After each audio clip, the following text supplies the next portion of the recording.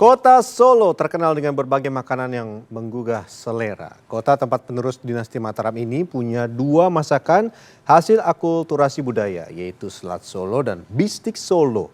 Olahan ini sudah ada sejak zaman dahulu kala.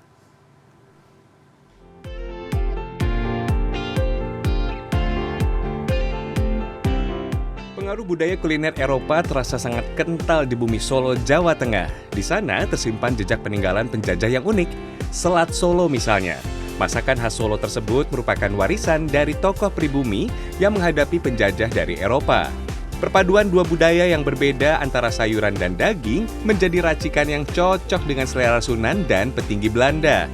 Menurut tradisi lisan di tengah masyarakat, selat Solo merupakan pengucapan masyarakat pribumi untuk salad. Salah satu tempat yang menyajikan selat Solo adalah warung selat Mbak Lis di kawasan Serengan, Kota Solo. Berdiri sejak 1987, warung ini pun dihiasi pernak-pernik dengan suasana Eropa. Namun ternyata masih banyak pengunjung yang penasaran tentang selat Solo. Kalau dari luar kota, selat itu apa? Kok namanya selat?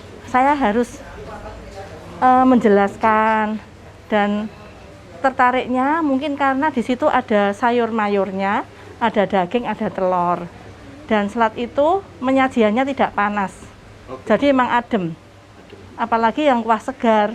Tapi kalau pembeli minta panas, saya nggak apa-apa, saya nggak ngerti. Tapi kalau yang saus merah itu harus penyajiannya harus anget. Nggih, karena asam manis rasanya.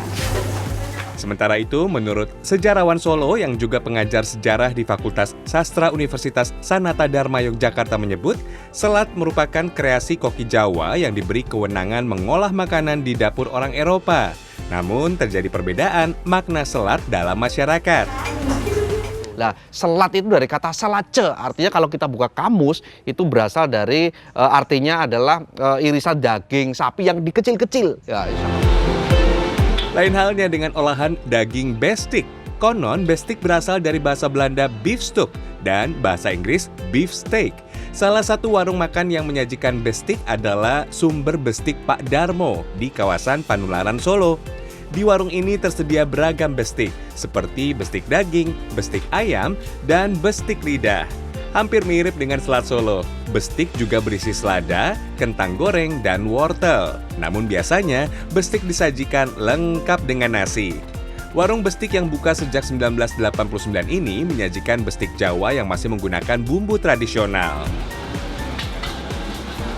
Saya tidak memakai istilahnya bumbu-bumbu yang modern atau bagaimana, enggak. Saya pakainya tetap seperti rempah-rempah yang dulu sudah diajarkan para ahli yang dulu. Enak, iya. Enak ngangani kalau saya. Oh gitu. Yeah. Karena dagingnya empuk. Iya, empuk, dagingnya empuk ya. Sementara itu, menurut sejarawan Heri Priatmoko, bestik lebih dahulu masuk ke tanah Jawa sekitar abad ke-19, antara 1801 dan 1900. Saat itu, orang Eropa datang membawa kultur cara makan, termasuk bahannya yang sangat lekat dengan daging.